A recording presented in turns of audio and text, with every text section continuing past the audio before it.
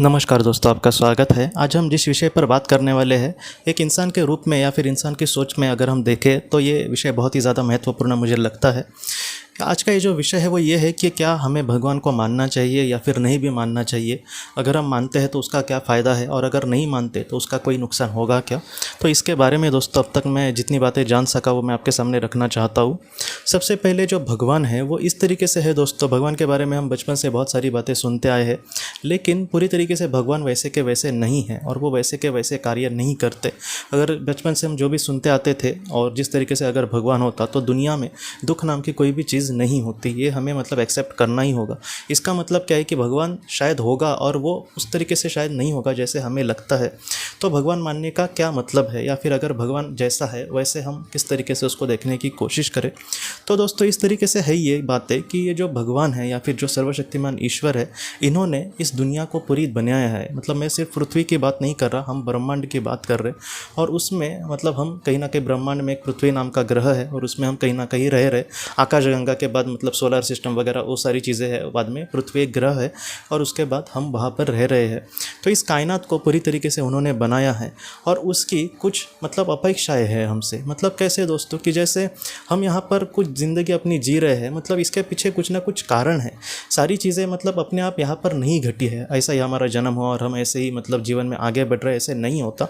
इसके पीछे कुछ ना कुछ बहुत बड़े कारण होते हैं जिसके वजह से आज हम यहाँ पर जी रहे हैं या फिर अपने कर्म करने की कोशिश कर रहे हैं।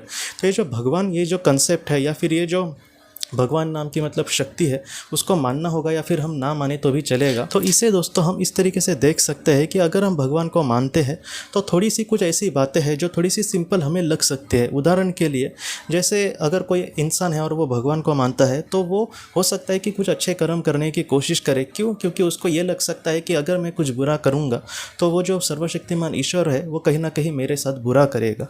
और ऐसे इंसान का अगर कुछ बुरा हुआ तो वो ये समझेगा कि नहीं, आज मेरे साथ बुरा हुआ है और इसके पीछे अगर मतलब भगवान ही है। क्योंकि हम बचपन से यही मतलब सुनते आते हैं कि हमारे साथ जो भी करता है वो ईश्वर करता है। तो वो ये समझ सकता है कि मेरे साथ भगवान ने कुछ बुरा किया है, मतलब इसके पीछे उसका कुछ ना कुछ मतलब उद्देश्य होगा। आज मेरे साथ ये बुरा हुआ है लेकिन कल मेरे साथ कुछ ज़रूर बहुत ही अच्छा होगा। तो ये एक आशा होती है, एक विश्वास होता है उस सर्वशक्तिमान ईश्वर पर, एक भरोसा होता है। इस वजह से कहीं ना कहीं मुझे लगता है कि इस तरीके से भगवान को या फिर उस सर्वशक्तिमान ईश्वर को मानना ये थोड़ा सा मतलब अच्छा हो सकता है एक इंसान के लिए। यहाँ पर कुछ ऐसी भी बातें आती है दोस्तों कि जैसे कुछ लोग, मैं भगवान मतलब एक विशिष्ट भगवान को ही नहीं कह रहा, जैसे कुछ लोग इस कायनात को या फिर कुछ लोग निसर्ग को भी मतलब भगवान मानते हैं, कुछ लोग सूरज को भी भगवान मानते हैं। आप किसी भी चीज़ को मानो, लेकिन मेरे ख्याल से आपको मतलब यही कहना है दोस्तों कि अपने से एक ऊपर बहुत बड़ी शक्ति है और कहीं ना कहीं वो मुझसे बहुत बड़ी है। उस शक्ति ने मुझे निर्माण किया है और इस वजह से मुझे अपने जीवन में कुछ अच्छा कार्य करना है जिससे उस शक्ति का जो भी मतलब उद्देश्य हो वो मैं बहुत ही अच्छे से पूरा कर सकूं। तो इस तरीके से हमें अपने जीवन में आगे बढ़ना होगा। तो एक ऐसी भी बात हो सकती है कि जहाँ पर कोई इस दुनिया को चलाने वाला नहीं है, जो भी इंसान को मिलता है बस मतलब किसी तरीके से उसको पाने की कोशिश करो। पाप पुण्य नाम का कोई भी चीज़ नहीं होता, इसलिए कुछ कर्म करो, हमें कोई भी देखने वाला नहीं है। जो आज खुश है या फिर जिसके पास पैसा है वही सबसे बड़ी बात है कि पाप पुण्य के बारे में हम सोचने लगे। तो बहुत सारे लोग इस तरीके से चीज़ें में मतलब बहते भी जाते हैं कि मतलब ऐसा उन्हें लगता है कि भगवान ही नहीं है तो मैं किस चीज़ से डरूं। तो इसलिए मुझे लगता है कि कहीं ना कहीं उनको मानना ये एक अच्छी बात हो सकती है।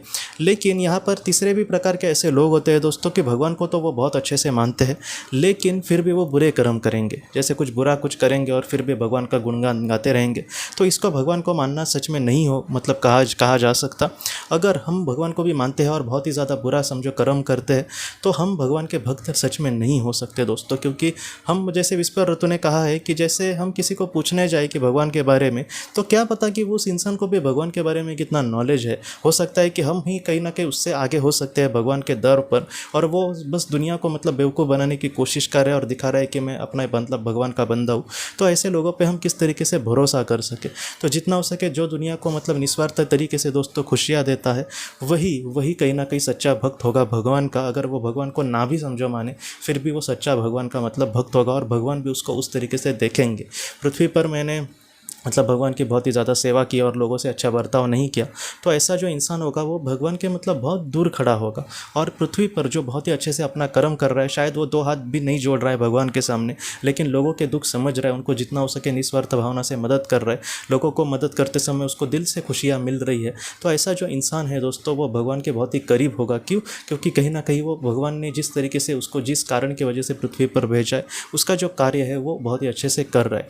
तो इसलिए भगवान को कहीं ना कहीं मेरे ख्याल से आप किसी मतलब और तरीके से सोच सकते हैं, लेकिन जितना मैंने दुनिया को देखा है या फिर जितना बहुत थोड़ा बहुत जो मुझे नॉलेज है, उस तरीके से मैं आपको कह रहा हूँ कि अगर इस तरीके से हम जीते हैं कि हमारे ऊपर कोई सर्वशक्तिमान ईश्वर है, शायद वो किसी भी आप मतलब भगवान के रूप में उसको देख सकते हैं, कोई भी भगवान के रूप में, लेकिन दिल से हम मतलब इस भगवान की पूजा करते हैं, या फिर कभी कभी हम मतलब बुरे समय में या फिर अच्छे समय में जिस भगवान को तुरंत याद करते हैं, उसको आप मतलब इस तरीके से देख सकते हैं कि उन्होंने हमें जन्म दिया है और उसके अच्छे के लिए या फिर उसके सामने मैं एक अच्छा इंसान बनने की कोशिश कर सकूं, या फिर अपने कर्मों की वजह से वो पर सर्वशक्तिमान ईश्वर मेरा उद्धार कर सके, इसलिए मुझे एक अच्छा इंसान बनना है।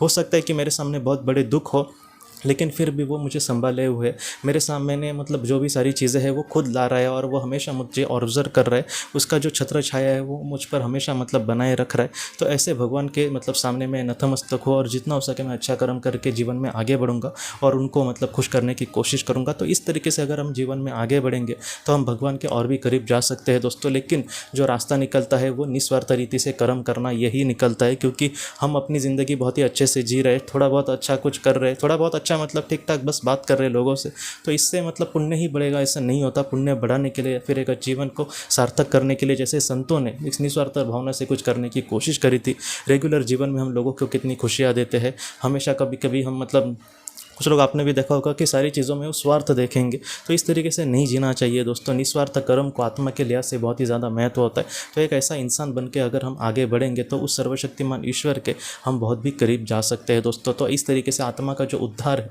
या फिर आत्मा का जो विकास है वो एक एक लोग ऊपर जाता है, और वो कहीं ना कहीं मोक्ष को प्राप्त होती है। और मोक्ष उससे भी एक तरीके से इसी तरीके से देखा जाता है कि वो अब भगवान के बहुत ही करीब पहुंच गई है आत्मा। तो इस तरीके से है दोस्तों, जो अच्छे कर्म है या फिर जीवन के जो सबक है वो कहीं ना कहीं हमें ईश्वर के ही करीब लेकर जाते हैं हमेशा।